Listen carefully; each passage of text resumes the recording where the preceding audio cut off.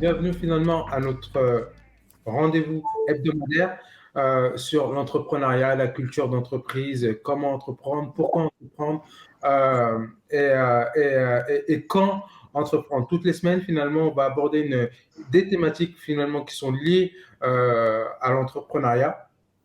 On a déjà abordé des thématiques liées à la vision, au business model, des épisodes que vous pouvez retrouver sur notre chaîne YouTube. Ce soir, on s'est dit que nous allions aborder la question de, je t'entends et je te vois, que nous allions aborder en fait la question de la culture d'entreprise.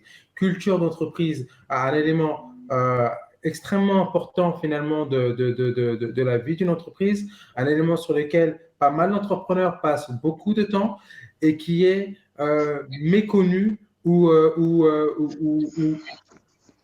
négligé, en tout cas un élément sur lequel finalement on n'apporte pas autant d'importance que ça. Ce soir, nos invités Bara Ndiaye et Nathalie Daouda, en plus bien évidemment de mon acolyte finalement Ibrahima Sissoko. Je suis désolé, en fait, j'essaie de gérer le cas de Nathalie en même temps. Ibrahima Sissoko en fait vont partager avec nous finalement leurs tips, leurs conseils, leur retour d'expérience concernant finalement la culture d'entreprise. Et donc, sans plus attendre, je vais donner la parole à Bara Ndiaye, le temps que je gère le cas de Nathalie. Bara Ndiaye, s'il te plaît, la parole est à toi. Bonsoir Eli, bonsoir Ibrahima, bonsoir Ilyes et bonsoir à toute l'équipe. Je vous présente Bara Ndiaye, donc entrepreneur en France et en Afrique, particulièrement au Sénégal, dans le digital et le numérique et éventuellement conseiller sur la partie digitale, connaissance client, marketing, reporting des certaines entreprises françaises. Voilà, je les accompagne à la modélisation, à la mise en place de leurs outils qui leur permettent de piloter tous ces processus-là. Effectivement, la culture d'entreprise, c'est une chose assez méconnue ou pas assez développée par certains entrepreneurs qui négligent cet aspect-là. Moi, je parle en termes d'expérience personnelle. Alors, la culture, elle est vaste. Ça part de la stratégie, on va dire onboarding des outils digitaux jusqu'au bien-être des salariés, des collaborateurs, en passant par un bout de stratégie. Voilà. Alors, moi, j'ai mis l'accent sur déjà le bien-être parce que j'ai des employés qui sont stressés souvent parce que la plupart sont des commerciaux et pour qu'un commercial soit à l'aise, il faut qu'il ait déjà une aisance dans l'entreprise et dans l'environnement dans lequel il exerce son métier, c'est-à-dire il faut qu'il soit détendu en dehors des outils qui lui permettent de faire son quotidien. Par exemple, pour qu'il soit détendu, il faut le B.A.B.A. Je parle carrément surtout de la partie africaine où on se dit que on paye un salarié et c'est tout quoi, il a qu'à faire son job. Non, il y a une culture qui dit qu'il faut le mettre à l'aise, il faut une machine à café, des choses du béaba d'ici. Hein. Il faut lui donner la possibilité de grandir dans l'entreprise, pas en termes uniquement d'expérience dans son domaine d'activité, mais en termes, par exemple, de découvrir des langues, d'apprendre de nouvelles langues entre midi et deux. Tout ceci fait partie de la culture d'entreprise, d'éventuellement, par exemple, des fois de suivre des cours de yoga entre midi et deux. Voilà, des choses basiques que beaucoup d'entrepreneurs ont tendance à négliger, ou peut-être qu'ils n'ont pas le temps, ou peut-être ils sont soumis par la pression, comme on le sait tous, hein, de payer des charges, de penser au salaire, de penser au chiffre d'affaires. Par exemple, moi, je fais faire des capsules publicitaires, tout simplement, par rapport à mon activité, à mes employés. Du coup, il y a un côté fun, il y a un côté un peu jeune, il y a un côté un peu dynamique, il y a un côté participatif, inclusif, qui fait que le fait de faire des speeches en termes de capsules sur les activités de son entreprise, ça devient même, le commercial oublie qu'il a une pression. Et du coup, tout ça devient assez ludique et assez, en tout cas, motivant. Dans un premier temps, c'est comme ça que je vois les choses. En dehors de l'aspect, bien sûr, prime, salaire, tout ça, ça c'est du basique. Voilà, Bien le sûr. bien-être des collaborateurs d'abord et Ouais, l'environnement. très bien.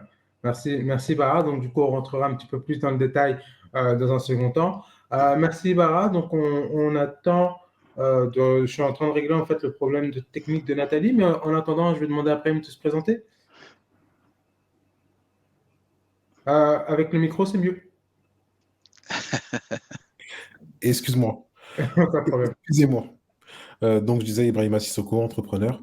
Voilà, entrepreneur dans le domaine du digital et d'informatique.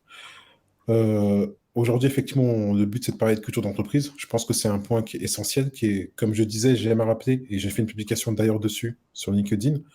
Pour moi, la culture d'entreprise est aussi importante que le modèle économique et les flux de revenus. Parce qu'à la base de la création d'entités, à la base de la création éventuellement d'un écosystème, donc il est central de réfléchir en amont à ce que l'on veut apporter en termes de culture d'entreprise et au message que l'on veut transmettre. Voilà. Voilà. Merci. Merci. D'accord. Je suis un petit peu sur plusieurs supports en même temps. Bon, je vais vous poser la première question et ensuite le temps de régler le petit problème. Première question. Qu'est-ce que la culture d'entreprise? Parce que c'est un mot qu'on entend un petit peu dans tous les grands événements marketing, dans toutes les grandes discussions finalement avec les directeurs marketing. La première fois en fait que j'ai eu moi un entrepreneur qui a mis l'accent, ou en fait un directeur marketing qui a mis l'accent finalement sur la notion de culture d'entreprise, c'était la directeur marketing finalement de HubSpot. Monde et qui disait en fait que les fondateurs finalement de HubSpot avaient commencé à développer leur solution et qu'ils avaient assisté finalement à une convention et ils avaient rencontré un investisseur et l'investisseur leur avait dit ok d'accord, vous avez un beau projet mais quelle est votre culture d'entreprise? Et à ce moment-là, ils ont mis pause sur tout le projet en se disant il faut d'abord qu'on pense au type d'entreprise qu'on veut avoir, et non pas à ce qu'on veut vendre, mais au type d'entreprise qu'on veut avoir, au type de relation qu'on veut avoir au sein de notre entreprise, avant même de penser à vendre. Et donc, du coup, en fait, qu'est-ce que la culture d'entreprise, s'il vous plaît? Je vais donner la parole à Bara Ndiaye. Alors, c'est assez simple de mon point de vue. C'est-à-dire, on crée un produit, quand on est entrepreneur, on se dit pour qui, pourquoi. Maintenant, pour qui, pourquoi, où trouver les finances. Ça, c'est les questions de base. Mais qui m'accompagne? OK, il me faut des collaborateurs, il me faut une équipe. Cette équipe-là, maintenant, comment la motiver et quelle direction on va prendre? Pour moi, la culture, elle commence à partir de cette question-là. Comment avancer, d'accord? Et comment motiver les équipes pour nous faire connaître par rapport à nos produits. Donc, c'est-à-dire que c'est une sorte de modélisation de votre concept. Voilà. Et dans cette modélisation, les collaborateurs doivent être épanouis. Ibrahim, qu'est-ce que pour toi la culture d'entreprise, s'il te plaît? Le temps que Nathalie nous rejoigne. D'accord. Bon, en fait, pour moi, déjà, quand on parle de culture d'entreprise, il est important de pouvoir la définir et définir également le mot culture. Le mot culture, c'est un mot qui est ancré dans nous, l'expression de la personne que l'on est et des groupes de personnes et de l'environnement dans lequel on est. Donc la notion de culture, elle est large, mais elle traduit aussi bien l'individualité d'entreprise, mais également l'individualité des différentes personnes qui la composent. Donc je rejoins Bara dans ce qu'il dit parce que c'est important quand on veut mener une stratégie d'entreprise de bien s'entourer. Et par rapport au fait qu'on s'entoure, c'est toujours revenir à la définition du why. Et en se disant, bien évidemment, on a notre raison d'être, mais en plus de la raison d'être, on a qui sont les personnes qui vont nous accompagner et qu'est-ce qu'elles veulent, quelles sont les évolutions qu'elles veulent de cette entreprise.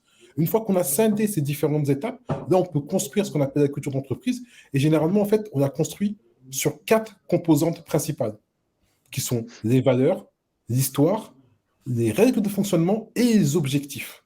Mais je pense que tout ça, on le verra par la suite, parce que si on ne va pas tout dire d'un coup, mais l'important, en tout cas au niveau de cette fameuse culture d'entreprise, qui fait partie de moi ce que j'appellerais le how, qui est le comment construire une histoire, comment faire que cette histoire devienne intéressante, surtout qu'aujourd'hui, il faut bien prendre en compte que avant les années 2000, la façon de voir l'entreprise était différente.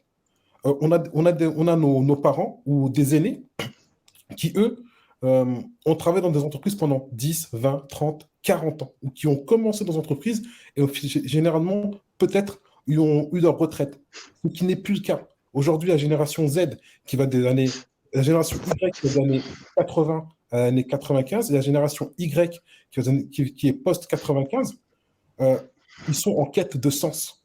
La partie salaire, comme le disait Bara, ce n'est plus uniquement la partie qui les intéresse.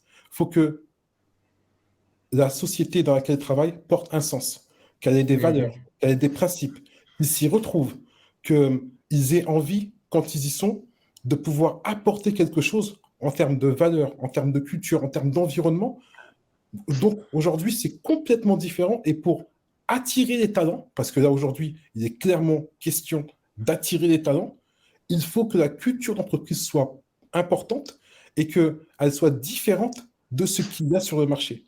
Il y a des personnes qui vont accepter de rejoindre votre groupe uniquement par rapport à cette culture d'entreprise qui va être distinctive par rapport aux autres. Donc c'est pour ça qu'en termes de stratégie, surtout quand on veut industrialiser et passer à la croissance, il est important de définir les règles de votre culture d'entreprise, de les entretenir, de les encadrer et de les diffuser. Diffuser ses valeurs et ses principes pour pouvoir attirer ses talents, car c'est, comme je le rappelle et j'aime bien le rappeler, c'est pas l'argent qui fait l'homme, mais c'est l'homme qui fait l'argent. Et donc, il est important de s'entourer des bonnes personnes. Excellent. Merci, merci pour cette petite citation. C'est pas l'argent qui fait l'homme, mais c'est l'homme qui fait l'argent. J'aurais même envie d'ajouter un petit tatata, mais je ne le Très bien. Merci. Donc, du coup, en attendant de retrouver notre princesse, nous allons passer à la question suivante. Euh, comment se manifeste la culture d'entreprise au sein de l'organisation? Parce que c'est quelque chose de quand même abstrait, parce que quand on parle en fait de vision, c'est assez clair à mettre en place. On pose un idéal. Quand on parle d'objectif, on peut le quantifier, mais quand on parle de culture d'entreprise, comment entrer dans une entreprise, comment moi je peux, en entrant dans une entreprise, dire voilà ce qu'est la culture d'entreprise. Est-ce que c'est quelque chose en fait qu'on peut montrer du doigt? Est-ce que c'est quelque chose d'identifiable ou pas? Oui, quelque part, parce que en fait, on est dans un monde visuel. C'est-à-dire que quand quelqu'un vient dans une entreprise, on peut matérialiser déjà sur des petits tableaux sympas, un peu fun, hein, à la mode jeune. Alors, des couleurs, des codes couleurs. On peut mettre innovation à gauche, réactivité à droite, écoute, sympathie, rigueur, des mots-clés qui, d'entrée, montrent aux salariés qu'ici, voilà, il y a quelques, en tout cas, indicateurs qui font que si on s'y plie ou si on rentre dans ce moule-là, on peut être à l'aise dans cette entreprise.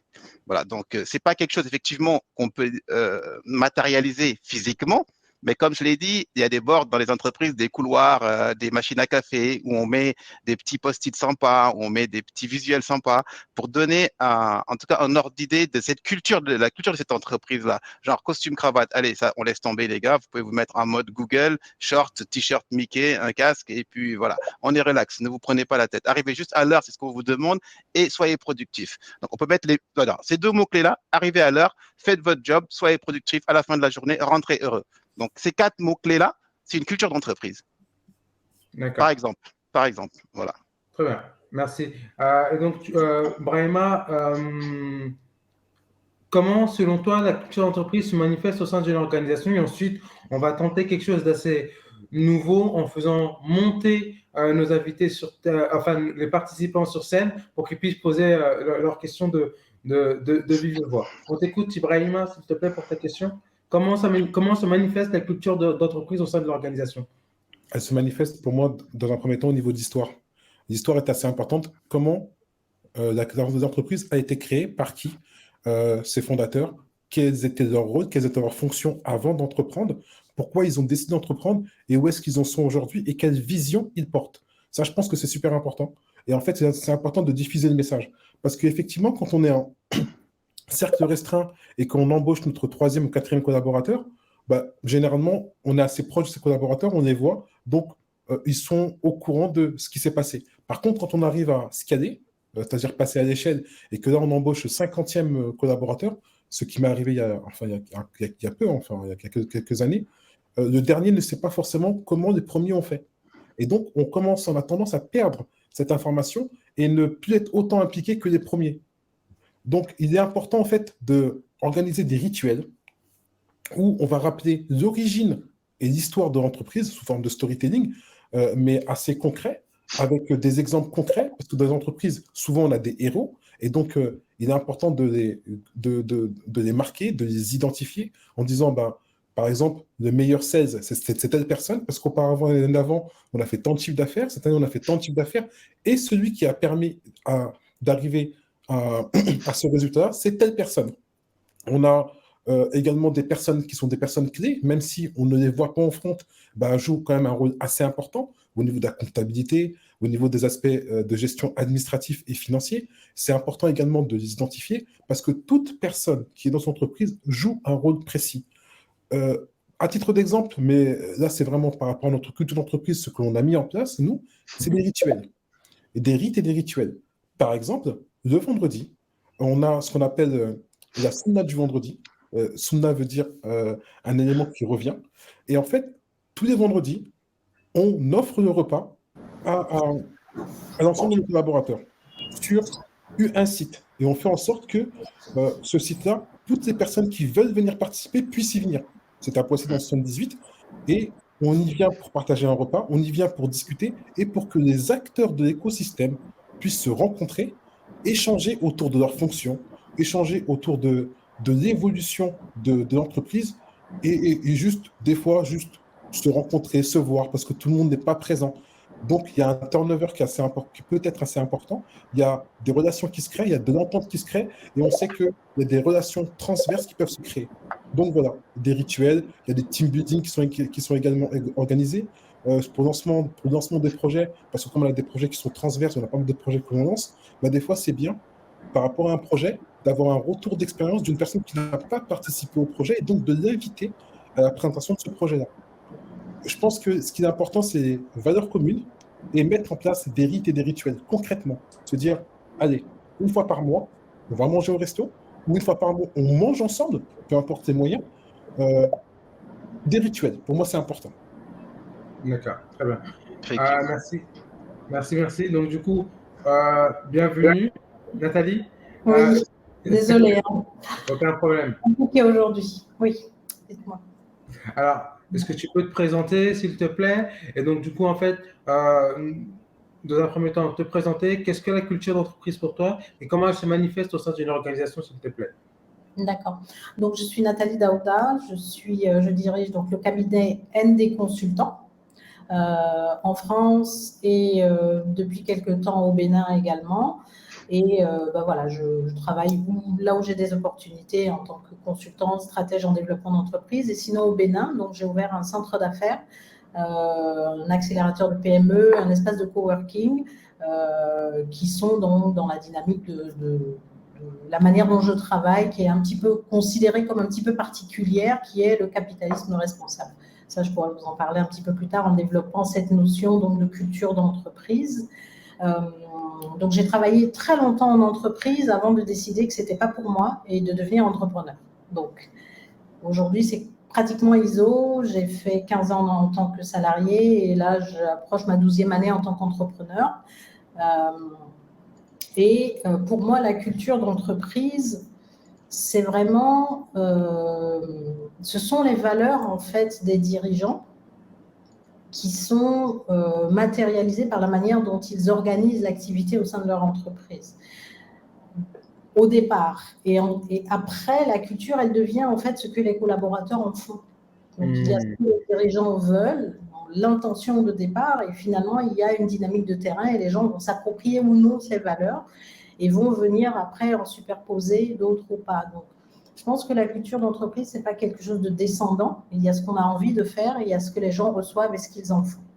Excellent. Voilà. Merci Nathalie. Alors, je vais passer à quelques questions finalement de nos participants.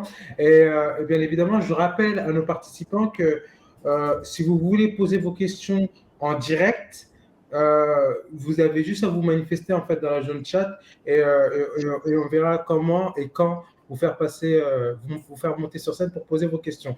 Donc, je vais poser la question d'une habituée, Sabrina Ouzelot. Et donc, du coup, à quelle culture d'entreprise souhaiterions-nous adhérer? Quelles sont les nouvelles valeurs qui attirent les employés, s'il vous plaît? C'est compliqué comme c'est très compliqué parce que ça suppose qu'il y a un profil d'employé qui soit universel. Et ça, j'y crois pas du tout. Il y a autant de profils d'employés qu'il y a de personnes sur cette terre. Et en fonction, la même personne peut avoir une culture différente selon l'entreprise dans laquelle elle se trouve. Selon même l'endroit de l'entreprise dans laquelle elle se trouve à un moment donné et dans la même journée. Donc, je pense que on va adhérer à ce qui nous ressemble le plus, ce qui est plus proche de nos valeurs personnelles, et on va adhérer à ce qui va répondre à nos besoins, à ce qui nous fait venir en entreprise. D'accord. Ce qui ne va pas contrarier notre plan, en fait. Mais on est d'accord pour dire une chose, c'est qu'il y a quand même une évolution. Moi, en fait, aujourd'hui, je suis amené à faire du recrutement, et les personnes que j'ai en face aujourd'hui ne sont plus les mêmes que ce que j'avais en face il y a 5 ans. Non seulement elles sont intéressées par les aspects plus technologiques, donc, et ce qu'on peut leur apporter en termes d'évolution de carrière, mais également, ils sont en quête de sens. Je pense qu'il y a quand même, le Covid a changé quand même certaines normes. Aujourd'hui, le salaire, bien évidemment, est important, mais on me demande souvent, est-ce qu'aujourd'hui, vous acceptez le télétravail? Si oui, combien de jours de télétravail je peux faire? Et en dehors du Covid, hein. Et combien de jours de télétravail je peux faire aujourd'hui dans votre société? On me dit également, ça m'est arrivé, hein, pour le mercredi, est-ce que vous acceptez le fait que je sois en part-time? Donc, que je travaille du lundi, mardi, le jeudi et le vendredi, mais par contre, le mercredi, parce que j'ai besoin de faire garder mes enfants, aujourd'hui, ben, j'aimerais ne pas travailler à plein temps. J'aimerais faire du 80%. Donc, je ne sais pas si tu le ressens comme moi, je le ressens, Nathalie, mais j'ai l'impression quand même qu'il y a une évolution face à ça. Est-ce qu'elle vient du Covid? Oui, non, peut-être pas forcément. Ou est-ce que c'est plus une quête de sens? C'est peut-être dû aussi à l'évolution naturelle des choses, de la société et l'évolution du mindset. Oui, totalement. Moi, j'ai recruté au Bénin, donc depuis 1 an, je recrute au Bénin. La chose qui est marquante pour moi, c'est que les gens sont extraordinairement jeunes, quoi. Je me retrouve à recruter des gens qui ont l'âge de ma fille. Donc, c'est assez déroutant, en fait. C'est-à-dire quel âge? 23. D'accord. C'est 23, 25, à 26, c'est des vieux, quoi, pratiquement. Donc, c'est assez déroutant. Et ces jeunes gens-là, par rapport aux jeunes gens que je peux croiser quand j'interviens en France, bah, ils sont pas très intéressés en fait par le plan général ou le sens, ou ils sont dans une espèce d'immédiateté et dans un détachement par rapport à l'avenir qui est assez surprenant pour moi. Ils ont envie de choses maintenant, ils ont envie d'avoir un grand téléphone, d'avoir de beaux vêtements, d'être célèbres sur Instagram. Enfin voilà, ils sont motivés par des choses qui, moi, me paraissent totalement désuètes. Et d'un autre côté, ils ont une espèce de sensibilité un peu, j'ai envie de dire, je vais utiliser le terme, hein, c'est bizarre, hein, presque dogmatique à un mouvement générationnel de quête de sens, d'écologie. C'est presque dogmatique en fait, mais quand on gratte, pour l'instant, j'ai pas vu grand-chose derrière. Très bien. Merci. Effectivement. Vas-y, Bara. Effectivement, Nathalie, c'est vrai parce que moi j'ai des jeunes dans mon équipe et ce qui est intéressant, c'est que je les comprends. Ah, heureusement, voilà, je les comprends parce que je me mets dans leur peau, c'est leur génération. C'est-à-dire que mes équipes, tout le monde a le même modèle de téléphone, c'est réglé, le même ordinateur portable, c'est réglé. Et puis, je les laisse me tutoyer des fois, d'accord? Quand il le faut. Comme ça fluidifie en fait la relation. Et tout ça fait partie de la culture d'entreprise aussi. Ça permet comme l'a dit Ibrahim tout à l'heure, quand tu fais des team building au début des projets pour que les gens se connaissent très bien, ça facilite la relation, ça met tout le monde à l'aise. On travaille bien quand on est à l'aise. On travaille bien quand on se porte bien, en t-shirt, en costume, en cravate, en robe, en jupe, peu importe. Tenue décente, mettez-vous à l'aise. Moi, ce que je veux, c'est les jalons, les objectifs. Les jalons, on les respecte. Les objectifs, on essaie de les atteindre. Je mettrai les moyens, d'accord, avec tout le staff pour que vous atteigniez vos objectifs. Et par rapport à ça, lâchez-vous. Voilà. Par contre, je suis un patron, comme je leur dis toujours, j'aime pas le mot patron, hein, cool, mais attention. Voilà, cool, c'est-à-dire qu'on se tapote, on rit, on fait beaucoup de choses ensemble, mais attention les gars. Objectif, si c'est pas atteint, alors là, Il y a un problème. il n'y a pas de patron. D'accord. Merci Barendez, ce qui me permet finalement d'enchaîner avec une question de Tanguy Ngafaouna. Bonsoir Tanguy, qui t'est destinée d'ailleurs, Bara. C'est quelle est la différence entre une culture d'entreprise en Afrique et Mhm. en France? Qu'est-ce que la culture d'entreprise en Afrique et qu'est-ce que la culture d'entreprise en France? Alors, la culture d'entreprise en France, c'est, on va dire, un modèle, à peu près, hein. Ça dépend de quel type d'entreprise on est. Quand on est chez Elf, c'est différent. Quand on est dans une startup innovante, c'est une autre culture. Donc, c'est toujours basé sur l'écoute, d'accord, l'efficacité, la rigueur, l'adaptation surtout, et maintenant l'innovation qui est incontournable.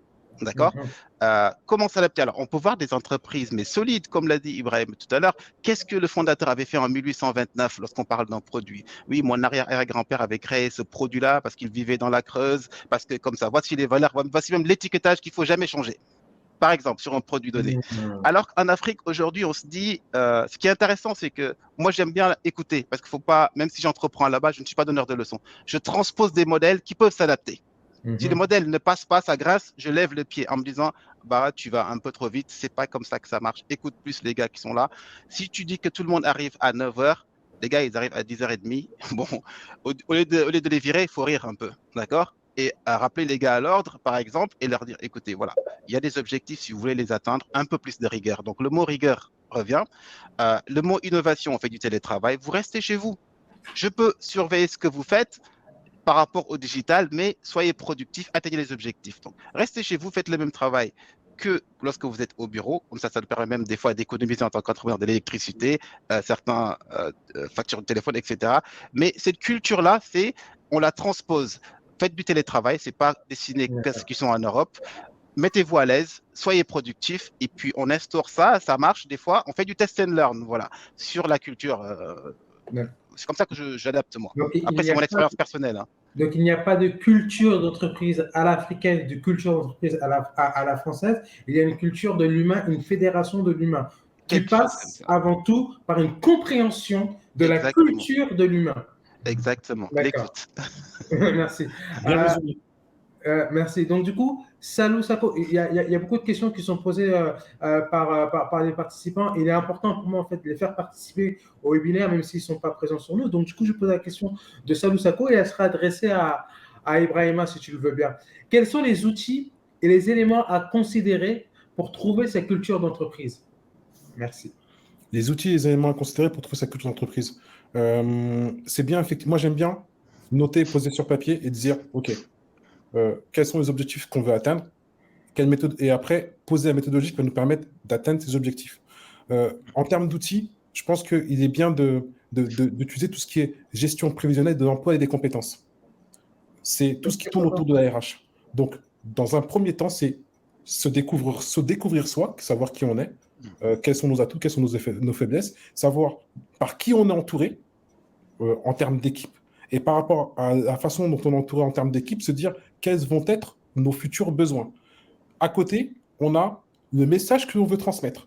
On a créé une entreprise, celle-ci porte telle valeur sociétale, et par rapport à ces valeurs sociétales, on a cet objectif qu'on veut mener et arriver à tel objectif.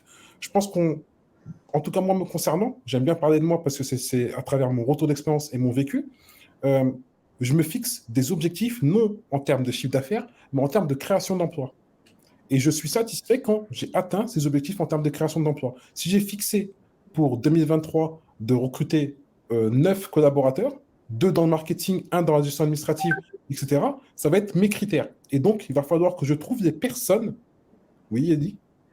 Juste une petite parenthèse en fait pour rappeler, parce que ça me fait penser en fait à Jacques-Antoine Grandjean, le PDG de Ventreville, qui disait on ne crée pas une entreprise pour créer des emplois, mais on recrute pour développer l'entreprise. Donc en fait, quand tu te fixes en fait comme objectif de recruter 9 personnes, c'est pas parce que tu te dis il faut que je crée avec mon entreprise 9 personnes, mais tu te dis en fait que en termes de développement, aujourd'hui j'ai besoin de recruter 9 personnes.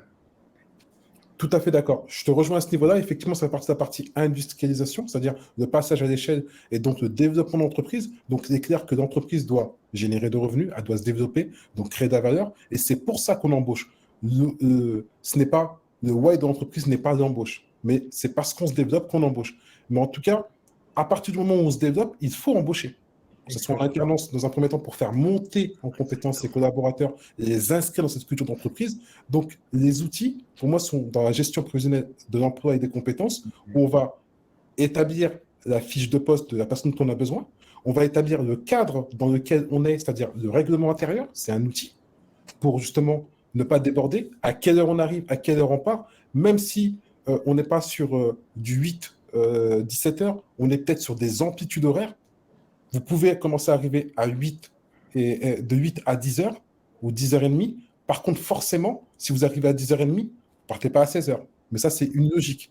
Et en fait, en instaurant de la liberté contrôlée, en mettant des normes, en mettant des règles et de la bienveillance, il est important pour la culture d'entreprise de mettre de la bienveillance, on augmente la productivité.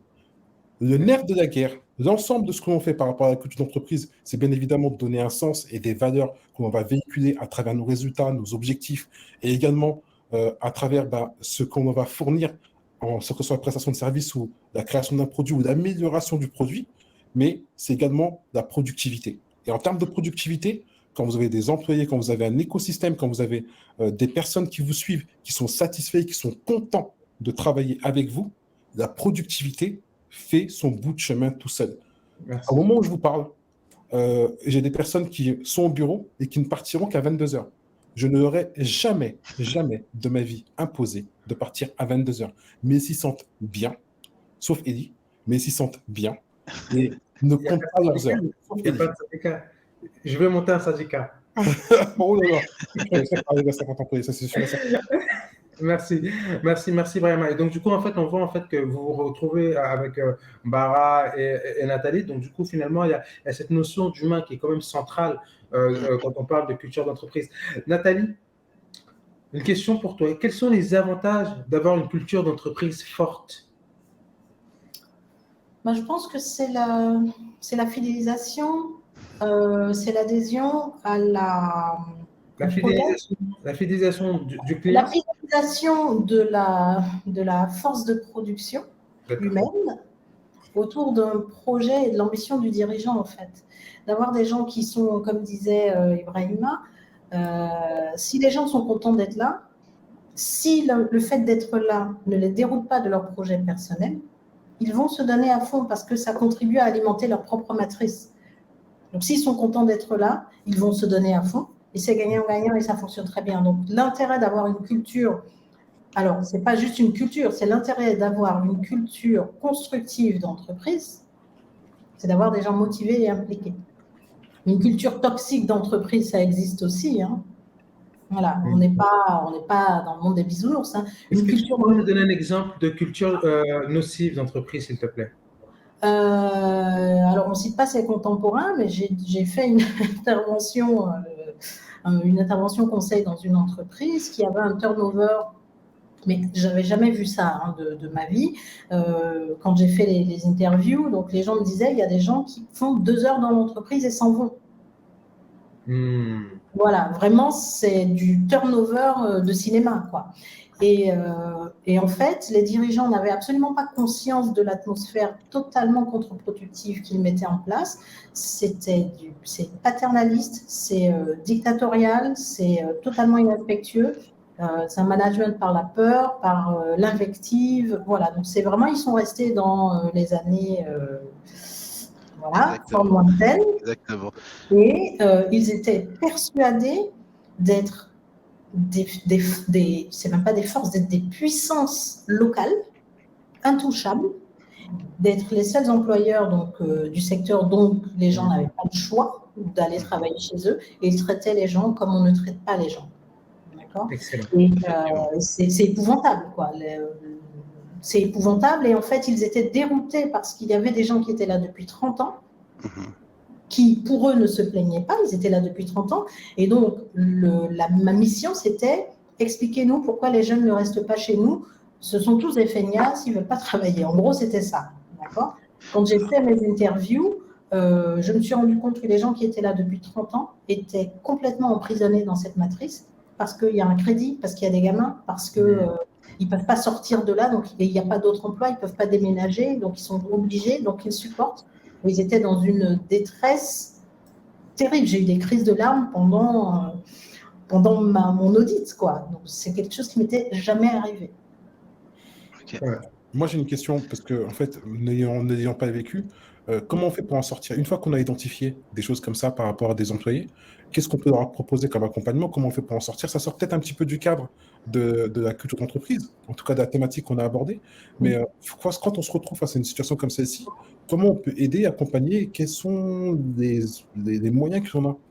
Alors, en France, il y a la médecine du travail, il y a les D'accord. prud'hommes, voilà, il y a tous ces outils, tous ces ressorts-là qui sont là et qui peuvent aider les employés. Mais sous d'autres cieux, on n'a pas forcément tous ces outils-là. Et malheureusement, si le dirigeant n'est pas ouvert au changement, il ne se passera absolument rien. Exactement. Et je pense que l'écoute est primordiale parce que dans les critères de la culture d'entreprise, on parle d'innovation, de la rigueur, mais l'écoute est important et le fait que l'employeur s'adapte, c'est-à-dire que lui se mette à niveau, comme je disais tout à l'heure, il faut aller écouter les gens, d'accord, pour mieux leur servir hein, et qu'ils te servent encore davantage pour que l'entreprise soit une entreprise où on peut s'épanouir. Alors, beaucoup de gens, Elie, confondent ce qu'on appelle la culture d'entreprise avec le règlement intérieur de l'entreprise. Voilà. C'est dans cette entreprise, voilà ce qu'on doit faire. On doit arriver à 8 heures, midi, dire bonjour au chef, prendre un café, une pause chaque 2 heures, etc. Non, ça, c'est le règlement intérieur. D'accord? Alors, le règlement intérieur, il peut être drastique, il peut être souple, il peut être voilà, modulable, mais la culture d'entreprise, ça fait partie du leadership. Quand le management fait du top to down, les associés ou le créateur doit se dire voilà comment je vois. Top to down, s'il te plaît. Je ne comprends pas l'anglais. Alors, c'est-à-dire quand les décisions se prennent à haut niveau, en chapeau, De d'accord, c'est manière moi. verticale. Exactement, c'est moi Bara qui décide, ou bien parce que je suis l'actionnaire majoritaire, ou parce que peu importe. Voilà, l'équipe dirigeante, conseil d'administration ou autre, décide. Après, on diffuse cette information-là à tous les niveaux, jusqu'à ce que même la personne qui est à l'accueil soit au courant par rapport à son niveau d'information, bien sûr. Alors ça, c'est important parce que, et inversement aussi, il y a des relais qui devraient remonter les doléances des employés. Parce que sinon, c'est pas bon.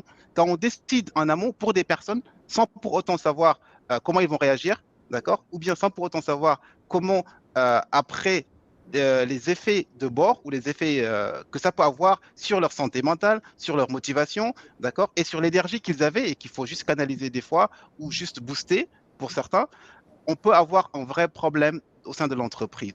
Effectivement, pour changer tout ça, on n'a pas besoin des fois d'aller voir le prud'homme ou autre. Hein. C'est juste de brainstormer de temps en temps. Parce que moi, par exemple, j'ai instauré le brainstorming mensuel, d'accord? Tout bêtement, j'ai fait des études en France, etc. J'ai vu les grandes entreprises et tout ça. Ça, c'est pas un problème. Quand je suis en Afrique, de l'autre côté, pour mes employés, je leur dis, écoutez, comment pensez-vous qu'on peut optimiser ce qu'on fait? Et je les écoute. Dites tout ce que vous voulez. N'importe quelle connerie que vous pensez est une connerie. Ne soyez pas complexés. Allez-y, lâchez-vous. Et c'est de là que moi-même, je me rends compte que ce serait bien des fois que nous, dirigeants ou entrepreneurs, écoutions davantage ce que dit la base. Ok, Donc, ça nous merci. permet, Ça effectivement, va. Tu disais que ça permet. ça permet de mieux orienter la stratégie de l'entreprise. Et là, on fait plus du test and learn, on sait ce qu'on fait et on a le feedback du terrain et on se dit, voilà, la bonne orientation. Parce que même l'entrepreneur peut des fois avoir des doutes hein, dans sa stratégie, d'accord, ou dans sa vision. Parce qu'on a tous des visions, c'est pour ça qu'on est entrepreneur. Mais après, est-ce que notre vision est adaptée au contexte dans lequel on veut faire des affaires? Voilà. Très bien, merci. Brahima? Ouais, justement, en fait, je voulais parler un petit peu de culture Ok. d'entreprise. D'ailleurs, j'ai parlé de productivité. C'est que, en fait, quand il y a une culture d'entreprise qui est assez forte et bien employée, ça augmente la productivité. Mais il y a également deux choses qui sont importantes. Euh, je vais parler de financement en banque et je vais parler de levée de fonds. Dans le cadre d'une levée de fonds, la culture d'entreprise est importante à deux niveaux. Le premier niveau, c'est au niveau de l'innovation. C'est pour ça que j'ai rebondi dessus, Bara. C'est que pour développer un laboratoire de recherche au sein de l'entité qui va permettre en fait de stimuler la partie innovation, il est important en fait que le cadre soit bienveillant. Et on se rend compte que enfin moi de mon côté, quand je mets en place des ateliers de myriadisation, qui va être un atelier où, par exemple, sur un produit spécifique, il va falloir que je trouve une innovation où je me dis que j'ai aujourd'hui l'opportunité de pouvoir rentrer sur un marché avec une barrière à l'entrée. Qu'est-ce que je peux ou comment je peux développer ce produit-là? Et bien à ce moment-là, qu'est-ce que je fais? C'est que je contacte mon commercial. Je contacte mon ingénieur. Je contacte la personne qui s'occupe de la partie gestion administrative et financière. Je contacte mon transporteur, enfin la personne qui s'occupe de la partie transport. Je les réunis autour de la table. Chacun a une business unit bien précise, un département ou une fonction bien précise. Je mets la problématique autour de la table. On fait un brainstorming ou on fait un diagramme d'Ishikawa. On trouve des solutions par rapport à cette problématique et on développe. Et en fait, on se rend compte que si j'avais fait appel, jamais c'était une innovation en termes de procédés, et j'avais fait appel que à la partie gestion administrative et financière et au commercial, ça aurait été restreint. Mais là, en faisant appel à cette culture d'entreprise où on a les différents départements qui sont mêlés, on met en place un système qui va favoriser l'innovation, notamment en termes de procédés, et donc ramener de la valeur.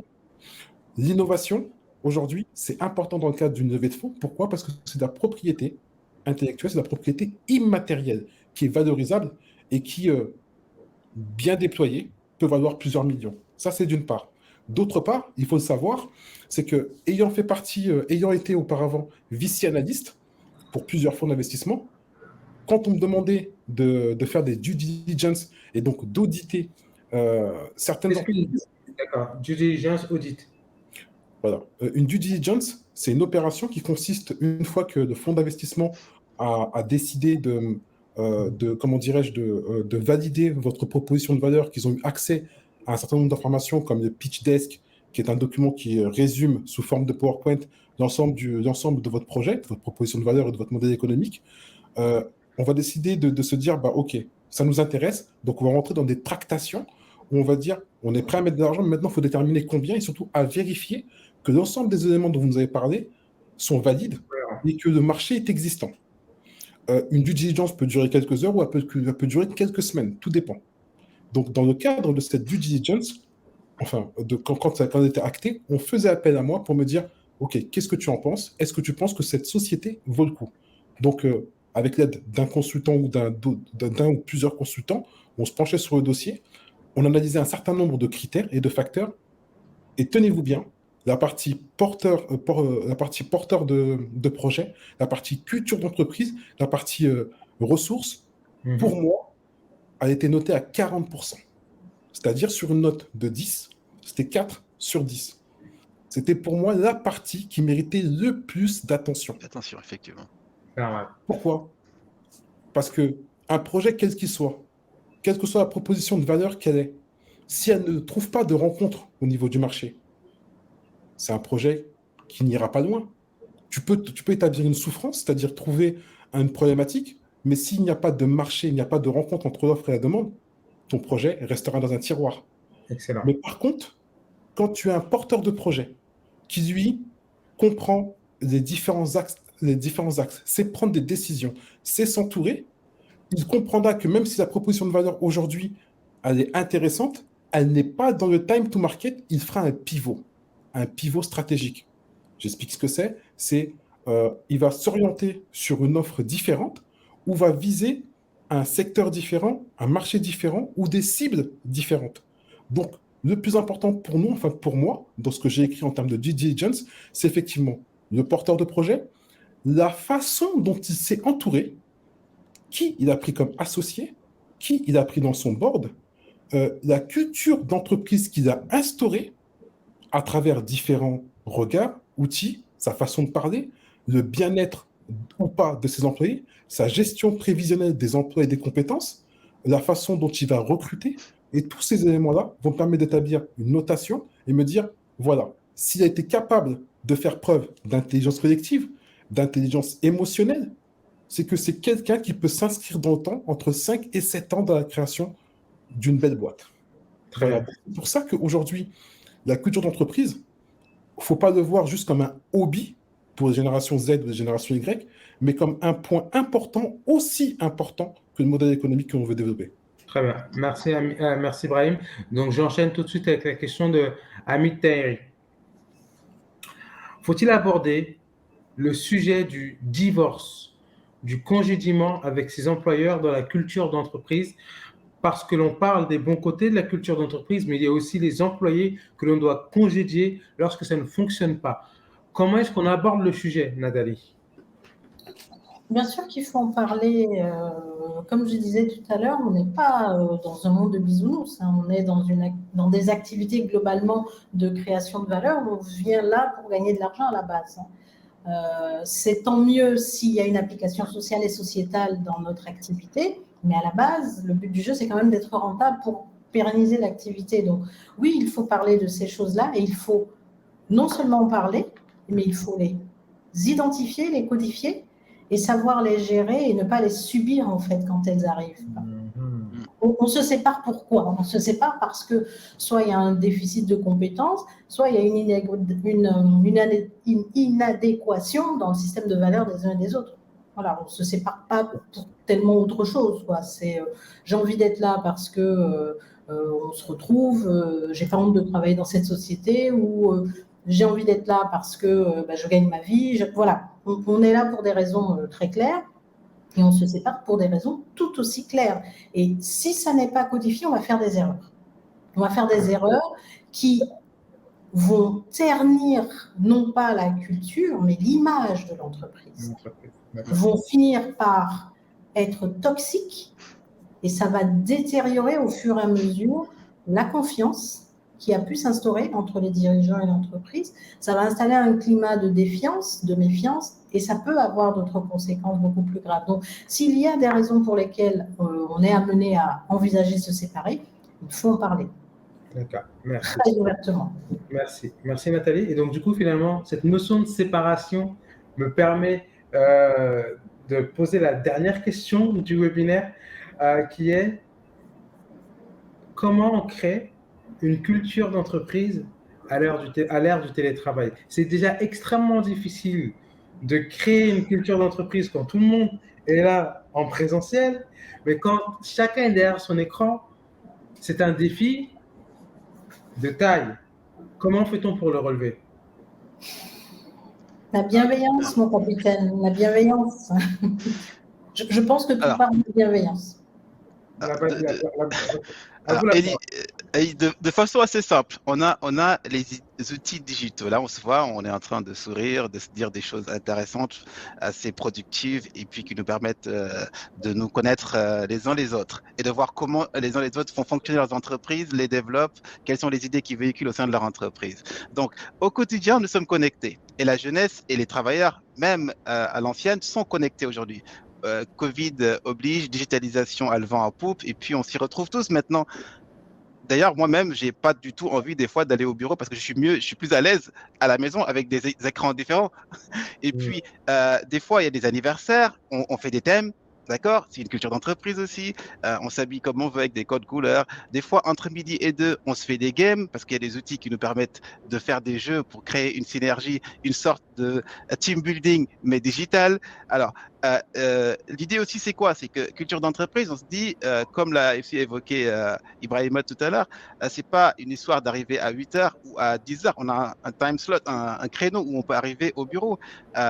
Et par rapport à ça, on peut voir qui est connecté, à quelle heure, qui est le premier arrivé, le dernier. Les gars, il faut respecter ça. Et puis, on essaie d'harmoniser tout ça. Alors, encore une fois, pour entreprendre, être un bon entrepreneur, pour moi, entreprendre, c'est pas un gestionnaire. Hein, parce que si c'était ça, moi, j'allais faire mes boutiques. Parce que moi, je ne sais pas gérer du tout. Mais j'ai des idées et je permets que mes idées soient matérialisées. Et je me fais accompagner par des gestionnaires, par des personnes qui savent faire la comptabilité, par des personnes qui savent mettre un packaging sur un produit, par des personnes qui sont plus meilleurs vendeurs que moi. J'ai une idée, je l'ai matérialisée. On fait la chose ensemble. C'est à nous de porter l'entreprise. Et c'est ça la base de la culture d'entreprise. C'est voilà ce qu'on a comme concept, voilà ce qu'on a comme produit, voilà là où on veut aller. Maintenant, je vous écoute. Vous êtes des talents, vous êtes venus en entretien, on vous a embauché pour ça.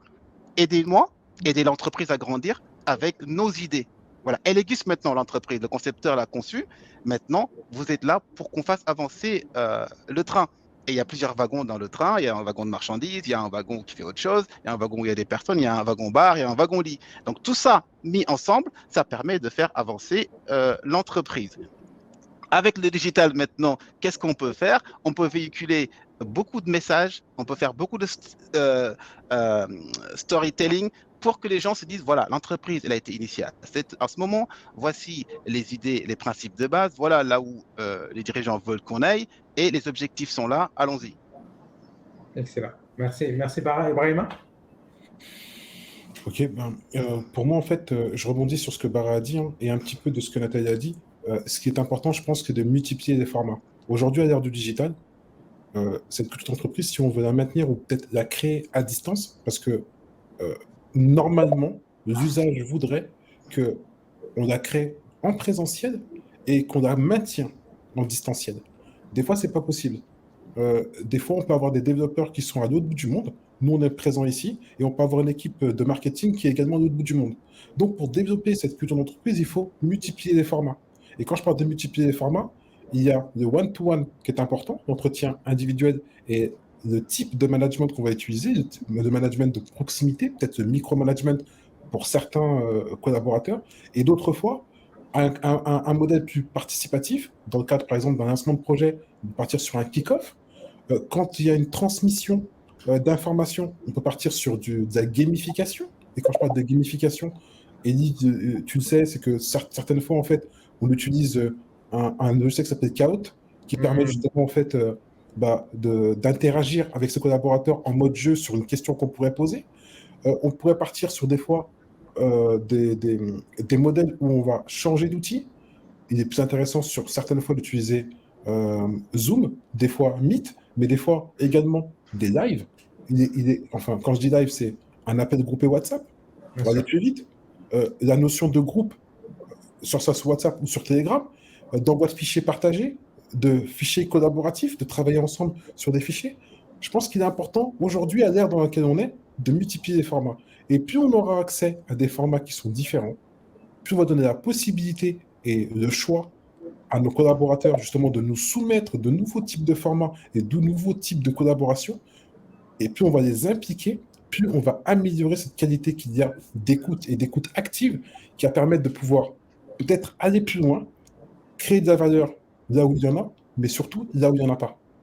Parce qu'on ne peut pas tout savoir. Et le fait qu'on ait la chance aujourd'hui de pouvoir travailler avec ces jeunes qui sont de la génération Z, euh, qui ont peut-être 18, 19, 20, 21, ils nous amènent des choses que nous, peut-être, on comprend un peu moins, parce qu'à 42 ans, voilà, qu'on comprend un peu moins, mais qu'on peut utiliser et réutiliser, et ils maîtrisent aujourd'hui mieux les usages des réseaux sociaux, la communication, le marketing, parce que c'est leur génération qui sont les consommateurs de demain.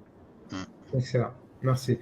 Et d'ailleurs, quand tu parles de réseaux sociaux, on voit finalement qu'un réseau social comme TikTok, qui jusqu'à 2015 était snobé, crée finalement des interactions extraordinaires parce que bien qu'on soit à distance, les gens se rapprochent. Euh, Nathalie a parlé maintes fois de séparation. L'heure est venue pour nous de nous séparer. Nathalie, s'il te plaît, le mot de la fin, et parce qu'on parlait de culture d'entreprise, est-ce qu'il y a une citation qui te vient à l'esprit? Alors, pas une citation, mais plutôt les principes Ubuntu. Je suis parce que tu es. Et une culture d'entreprise, elle va se bâtir et elle sera puissante si j'ai la considération pour l'autre parce que c'est moi, en fait. D'accord? Donc, c'est pas une citation, c'est vraiment le principe d'Ubuntu. Je suis parce que tu es. D'accord. Très bien. Alors, Merci. Elie, moi j'ai une citation que je transmets à tous les nouveaux venus chez moi. Je leur dis toujours, je leur explique le concept, les équipes leur expliquent, les managers, et je leur dis, moi, d'habitude, je prends les escaliers. Je prends jamais l'ascenseur parce que ça me permet d'apprendre, d'observer, d'écouter et d'avancer lentement mais sûrement. Voilà. Donc, prends l'ascenseur, prends l'escalier et non pas l'ascenseur. Maintenant, tu as le choix. Merci. Merci. Brahima Sissoko, en étant très succinct, une citation, s'il te plaît. Est-ce que vous avez remarqué que pendant tout le cadre du webinaire, je me suis fait attaquer par M. Elie Wagé? Est-ce que vous trouvez ça normal? C'est ma culture d'entreprise à moi. Ok. En termes de citation, je ne sais pas si, en tout cas, je ne reprendrai pas une citation existante. Je dirais juste que je ne vais pas reprendre ensemble, on va plus loin, mais plutôt que ensemble, on construit mieux et plus vite. Donc, il est important de construire ensemble. Et pour construire ensemble, il faut être ensemble. Excellent. C'est ça. Et donc, du coup, merci. Et donc, du coup, merci en tout cas pour la participation pour vos avis, pour vos retours d'expérience. Et en fait, je dis toujours que la vision, c'est un petit peu l'âme du projet.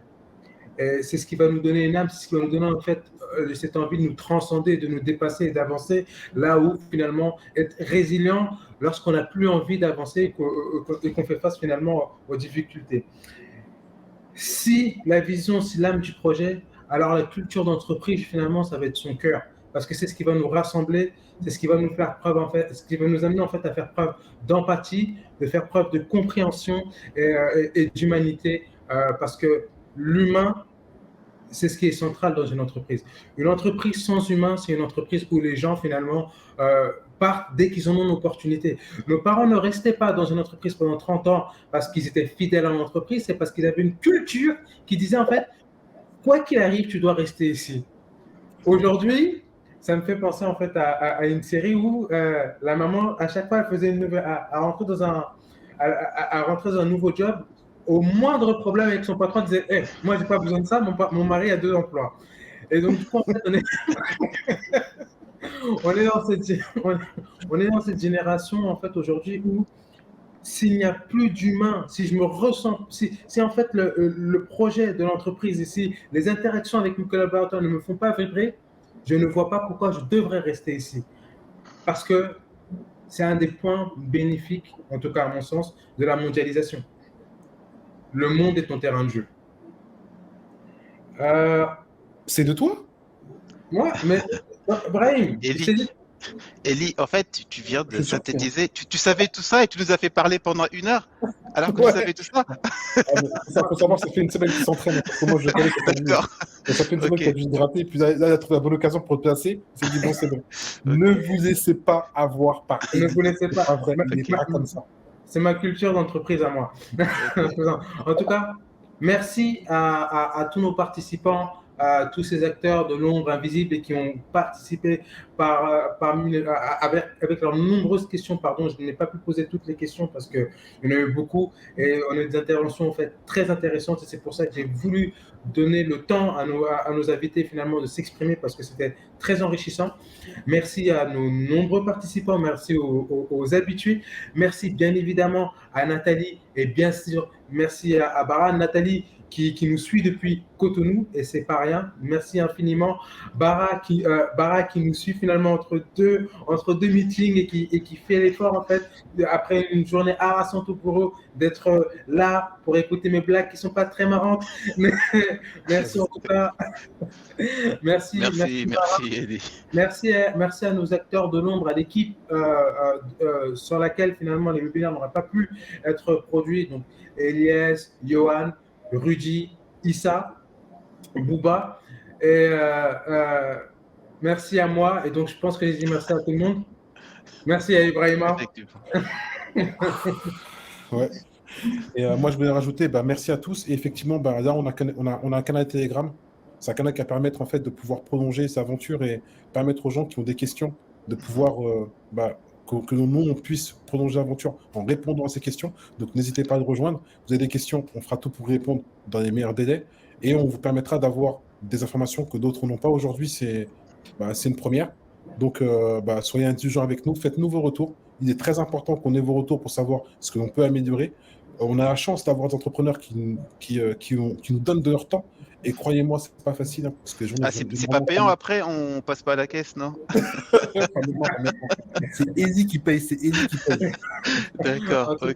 Oui, donc, en tout cas, merci à vous.